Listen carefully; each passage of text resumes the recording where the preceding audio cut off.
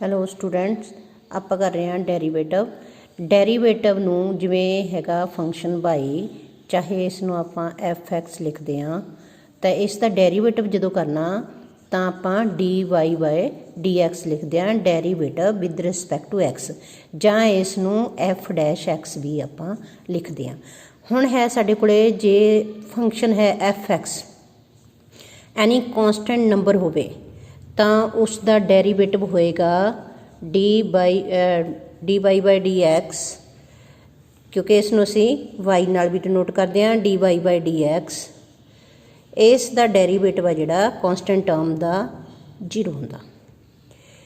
ਫਿਰ ਹੈ ਸਾਡੇ ਕੋਲੇ ਕੋਈ function f X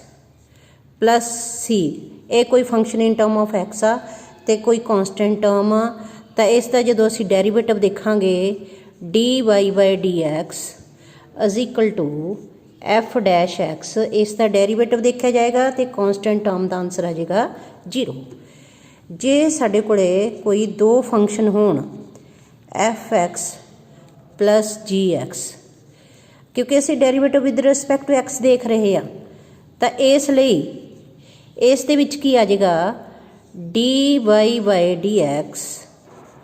is equal to F dash X plus g dash x, means plus ਹੋਏਗਾ ਤਾਂ ਪਲਸ। ਜੇ ਇਸੇ ਤਰ੍ਹਾਂ ਹੀ ਸਾਡੇ ਕੋਲ ਕੋਈ ਮਾਈਨਸ ਵਾਲਾ ਫੰਕਸ਼ਨ ਹੋਵੇ Y is equal to F X minus G X, ਤਾਂ ਉਸ ਦਾ derivative D Y by D X is equal to F dash X plus, sorry plus ਨਹੀਂ ਆਉਣਾ ਇੱਥੇ, ਇੱਥੇ ਆਏਗਾ ਮਾਈਨਸ ਜੀ ਡੈਸ਼ ਐਕਸ। ਜੇ ਸਾਡੇ ਕੋਲ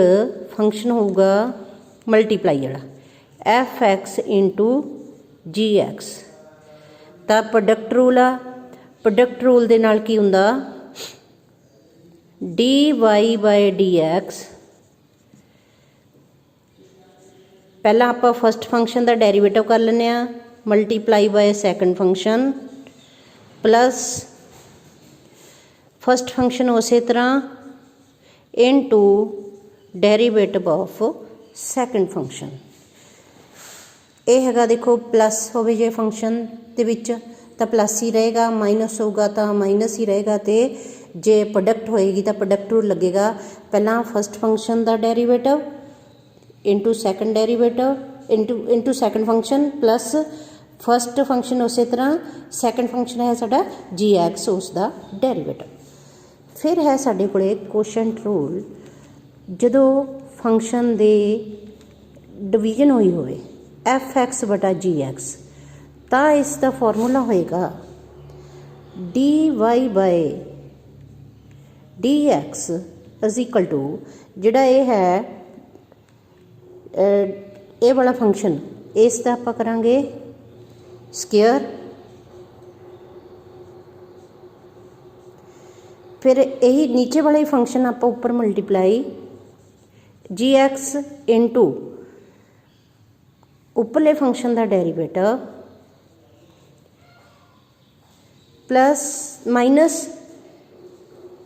ਹੁਣ ਨੀਚੇ ਵਾਲੇ ਫੰਕਸ਼ਨ ਦਾ ਡੈਰੀਵੇਟਿਵ ਇੰਟੂ ਫਸਟ ਫੰਕਸ਼ਨ, ਚਾਹੇ ਤੁਸੀਂ ਇਸ ਥਾਂ 'ਤੇ ਫਸਟ ਫੰਕਸ਼ਨ ਐਵੇਂ ਲਿਖ ਲਓ, ਸੈਕੰਡ ਦਾ ਡੈਰੀਵੇਟਿਵ। ਇਹ ਸਾਡੇ ਕੋਲੇ ਫਾਰਮੂਲੇ ਆ ਗਏ। ਤਾਂ ਇਸ ਦੇ ਵਿੱਚ ਜੇ ਇਹ ਹੈ ਐਕਸ ਦੀ power N, Y is equal to X ਦੀ ਪਾਵਰ ਐਨ ਹੋਵੇ, ਤਾਂ ਇਸ ਦਾ derivative D Y by D X is equal to power N ਆ ਜਿਹੜੀ ਅੱਗੇ ਆ ਜਾਏਗੀ, ਤਾਂ ਇਹ ਆ ਜੂ ਐਨ ਇੰਟੂ ਐਕਸ ਦੀ power N minus 1।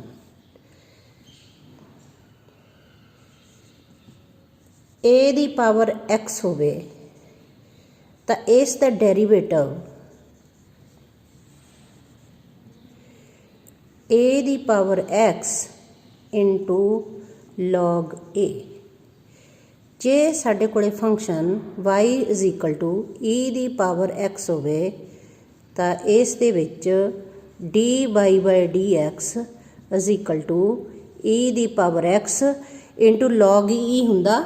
But log e 1 ਦੀ ਇਕੁਅਲ ਹੁੰਦਾ, ਮੀਨਸ e ਦੀ ਪਾਵਰ x ਦਾ ਡੈਰੀਵੇਟਿਵ e ਦੀ ਪਾਵਰ x ਹੀ ਰਹੇਗਾ।